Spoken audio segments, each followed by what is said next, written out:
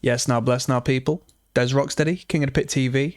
Sleater-Kinney, the album being entitled The Woods, was recommended to me on the Patreon by my friend Jory. Thank you very much for that. My apologies in advance if I mispronounce your name, Jory. Perhaps it's Yori, perhaps it's J-Beans. I don't know. But no disrespect intended. I hope you're doing well, and I appreciate you for making this recommendation. I've never come across this act outside of the realms of, indirectly seeing the band name from time to time. Sleater-Kinney is the act. We listened to The Woods. I did a little bit of background information past the second track. And when I say background information, I mean I just searched for the band on Wikipedia momentarily just to see what the deal is with the band. Apparently very prolific. They put out a whole bunch of records within the space of 10 years. Whether they're still going or not, I don't know, but at least 1 year ago they did like a What's in My Bag promotion on a different channel, which I saw in the related video, so perhaps they are still going. Female driven, female fronted, 3 members in the band, all women, which is good. It makes a change, right? You don't see that too often. If anything, the idea of having a woman in a band is relatively uncommon as it is. Having a full girl band, everyone on an instrument, is, at least in my world, surprisingly rare. And you can say, you're ignorant, you don't know. No. The thing is, I exist in a community where you're supposed to see bands of women more than anywhere else. Like in the punk rock community, it is a thing, but still, comparative to the fellas who all get together and start a band, it's very uncommon. So it was a nice change from the norm. It was definitely a nice change from the norm. And it was a unique act. So before listening to the music, I catch on that they were put out by Sub Pop. To me, that's a seal of approval from the get-go. Sub Pop have got a good selection of acts. Big shoes to fill. You'll never be Nirvana. I only associate the pinnacle of Sub Pop being Nirvana, and it's like you can't ever redo that. That's your claim to fame. But all the other acts I've come across who've been part of Sub Pop have been half decent, half decent, unique in their own sense, So 10 tracks, averaging maybe at around, disregarding the 11-minute song, maybe 4 minutes 10, 4 minutes 20 a track, across the board.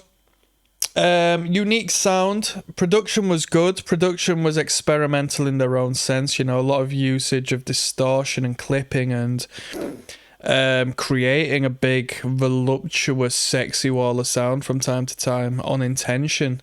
Lot of fuzz. Okay, 6-string bass guitar used, which is unique, especially in a 3-piece, which isn't like a progressive technical death metal band. So that was unique. What was unique is that even though it was a 6-string bass and a 3-piece, the band didn't do the cheap cop-out thing, which was rely on the bass guitar to be the whole point of the band, which is what you would normally get with an act that has a 6-string bass and a 3-piece. You're just like, oh man, the novelty is the bass guitar. But no, it's very cohesive. The guitarist, very unique in her own manner.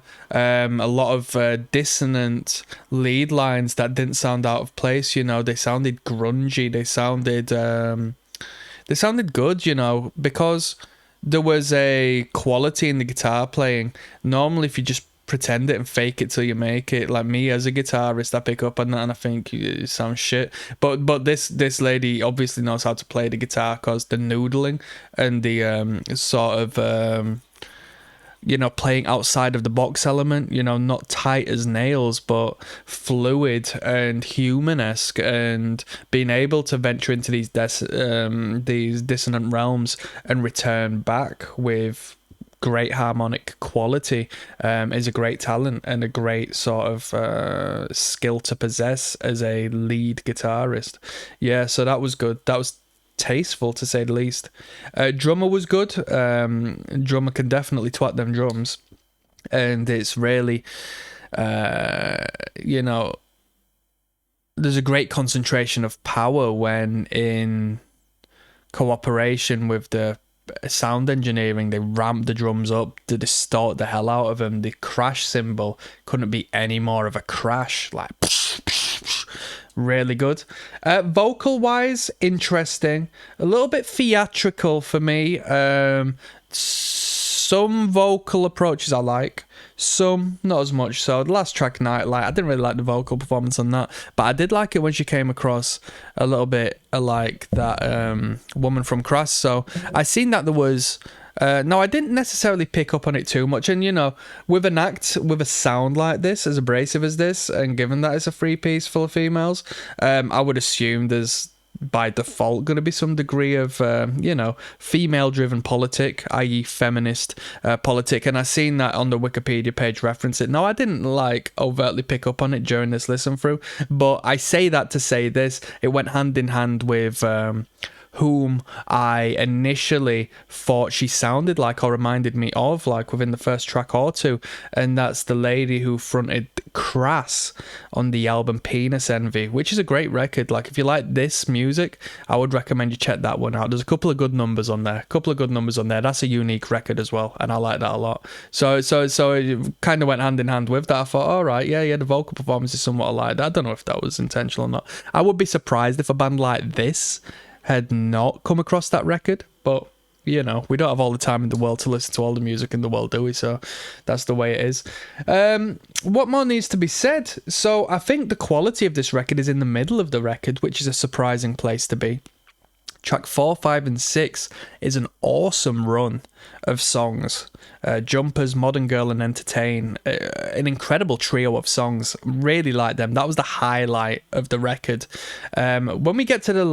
and the first, you know, third is better than the last third. Let's call it love and the extensive jam. I'm not a jam guy. I want composure and composition when it comes to this studio performance. If you're going to jam, leave it till the live performance, you know what I mean, and have a bit of fun there. I don't want it on the record. And like I said, Nightlight, the last track, I'd just chuck it off. I'd throw that one off. If I'm going to rate this record, respectfully, I'll give it a 7 out of 10. I think it's good. I think it's unique. I think it's well polished while keeping its grit. I think it's got a good identity. I think it's got a acquired taste element. So as you continue to listen to this record, I think it'll continue growing on you because there's a bit of depth in the musician, the craft and whatnot. But these dudes put out 8 records, I think it was, in the space of 10 years over the 2000s. So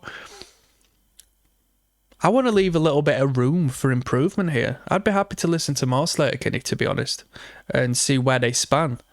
I would assume they've got a couple of different ideas up their sleeve, and you know, they come with great creative value. So that's what I'll leave that one on. Thank you very much for the recommendation. It was a good listen. Thank you. Bye-bye.